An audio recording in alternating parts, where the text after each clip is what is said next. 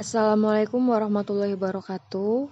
Kami dari kelompok 1 akan mempresentasikan tugas kami yang beranggotakan Min Amrina Rosyada, Reza Yulistiani, Sylvia Fujiani, dan Agi Leonaldi. Di sini kita akan membahas mengenai beberapa hal, yaitu hacking, cross-site scripting, phishing, internet misinformation, phishing, Lebanese looping, time bomb, or logic bomb. Yang pertama ada hacking. Hacking merupakan aktivitas penyusupan ke dalam sebuah sistem komputer ataupun jaringan dengan tujuan untuk menyalahgunakan ataupun merusak sistem yang ada.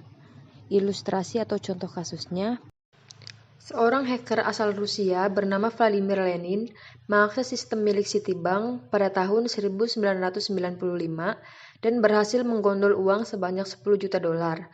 Uang hasil retasannya ia simpan di bank lainnya di seluruh dunia. Namun menariknya, Lenin tak menggunakan akses melalui sambungan internet. Ia berhasil membobol akun bank dengan merekam sistem telekomunikasi dari percakapan pelanggan bank.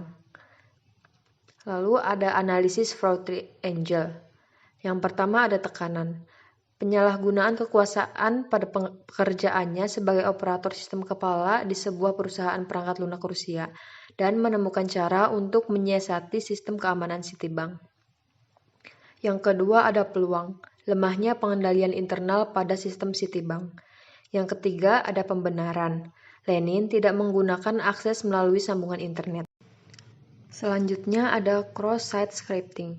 Cross-site scripting adalah serangan injeksi kode pada sisi klien dengan menggunakan sarana halaman website atau web aplikasi.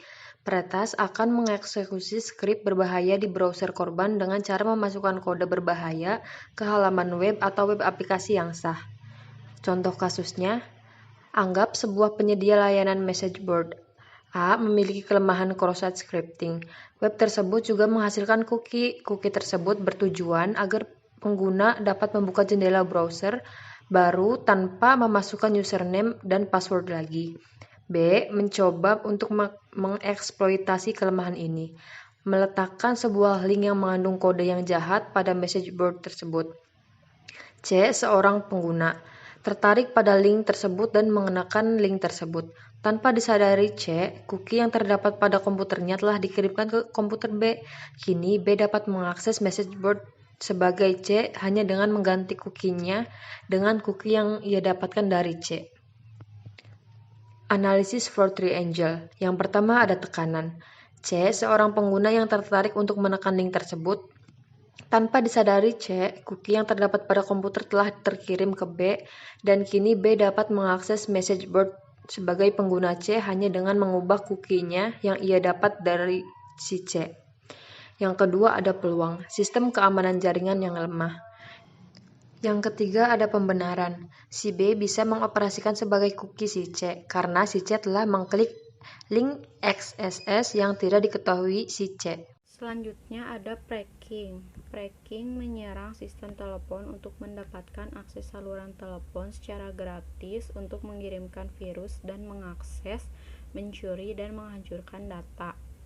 Contoh kasusnya, salah satu perusahaan telepon kehilangan 4,5 juta dalam 3 hari ketika petunjuk tentang cara menggunakan saluran telepon secara gratis dipublikasikan di internet. Cracker juga membobol sistem pesan suara, seperti yang dialami oleh polisi New York.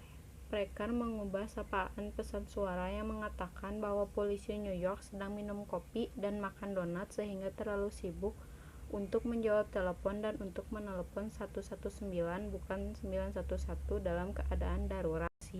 Analisis fraud triangle. Pressure, cara mendapatkan saluran telepon secara gratis.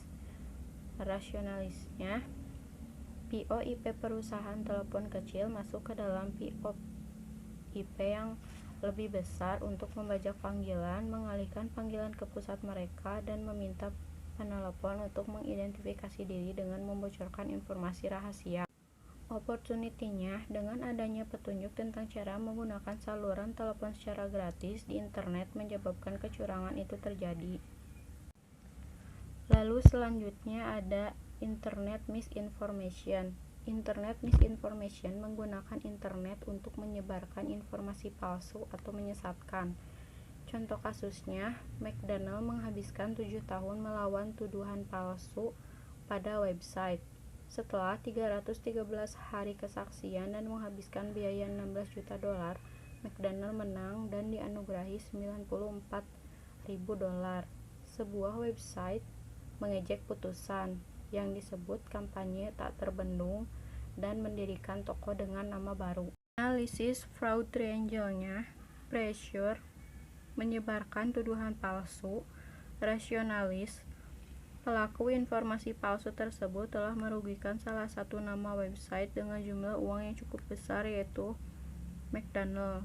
Opportunity-nya, adanya jangkauan internet yang memungkinkan siapa saja bisa menyebarkan informasi palsu tersebut. Yang kelima ada phishing. Phishing adalah jenis serangan phishing yang dilakukan oleh telepon dan sering menargetkan pengguna layanan voice over seperti Skype IP atau VoIP. Tujuannya adalah untuk mendapatkan rincian kartu kredit, tanggal lahir, akun login, atau kadang-kadang hanya untuk panen dari nomor telepon di kontak korban. Di sini ada contoh kasus Bank Mandiri. Salah satu contoh kasus phishing di Indonesia dialami oleh pelanggan atau pengguna situs internet banking milik Bank Mandiri, yaitu melalui email yang di situ diharuskan kepada nasabah untuk mengupdate akun pribadinya. Dan apabila tidak diupdate, maka akan diblok akun milik nasabah tersebut. Analisis fraud triangle-nya, di sini tekanannya, Pfizer telah membuat web ilegal untuk mengelabui nasabah untuk mengambil uang dengan cara membuat web tersebut yang digunakan Pfizer untuk memenuhi gaya hidup yang tinggi.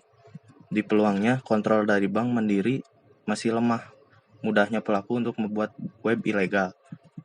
Pembenarannya atau rasionalisnya, kurangnya ekonomi dan rasa ingin gaya hidup tinggi tercapai. Di sini ada nomor 6, Lebanese looping. Definisinya alat yang digunakan untuk melakukan penipuan dan pencurian identitas dengan memanfaatkan anjungan tunai mandiri atau ATM. Di sini ada contoh kasus. Mas Nika, wartawan harian Banten, bernasib apes. Uang miliknya sebesar 10 juta lebih raib setelah kartu anjungan tunainya tertelan di dalam mesin yang terletak di depan kantor Kementerian Agama. Analisis fraud triangle-nya, dari tekanan, pelaku telah menipu seseorang yang akan mengambil uang di mesin ATM untuk mengambil uang yang bertujuan untuk memenuhi gaya hidup dengan cara strip atau plastik yang menghalangi keluarnya kartu ATM. Peluangnya, keamanan yang berada di ATM kurang ketat dan kurangnya pemeriksaan ATM. Di pembenarannya, kekurangan ekonomi pada saat pandemi. Dan yang terakhir ada time bomb or logic bombs. Sebuah bom logika itu adalah sepotong kode yang sengaja dimasukkan ke dalam sistem perangkat lunak yang akan mengaktifkan fungsi berbahaya ketika kondisi tertentu terpenuhi. Nah, di sini terdapat ilustrasi atau contoh kasusnya yang merupakan seorang programmer perusahaan asuransi di Amerika, Donald Burleson, di mana ia dipecat karena melakukan tindakan yang menyimpang. Pada saat itu kejadiannya sebuah bom logik atau logic bomb bekerja secara otomatis mengakibatkan kira-kira 160.000 catatan penting yang terdapat pada komputer perusahaan itu terhapus, dan bom ini akan ditempatkan atau dikirimkan secara diam-diam pada suatu sistem komputer yang menjadi target dan akan meledak bila pemicu diaktifkan. Nah, di sini yang dapat dianalisis dari analisis fraud triangle, yang pertama ada tekanan atau pressure, di mana berdasarkan pemicu yang digunakan, software bom akan meledak jika dipicu oleh suatu software tertentu, dan logic atau condition bom akan meledak jika memenuhi kondisi tertentu, sedangkan time bomb akan meledak pada waktu yang telah ditentukan. Yang kedua ada peluang atau opportunity, di mana seorang penyerang bisa menanam logic bomb melalui berbagai cara pada berbagai platform, seperti menyembunyikan kode berbahaya dalam naskah atau menyebarkan pada server SQL. Dan yang ketiga ada pembenaran atau rationalis, di mana logic bomb hanya dapat dicegah sebelum meledak, dan logic bomb ini sulit untuk dicegah karena mereka dapat digunakan dari hamper di mana saja. Mungkin sekian dari kelompok 1, kurang lebihnya mohon maaf. Terima kasih. Wassalamualaikum warahmatullahi wabarakatuh.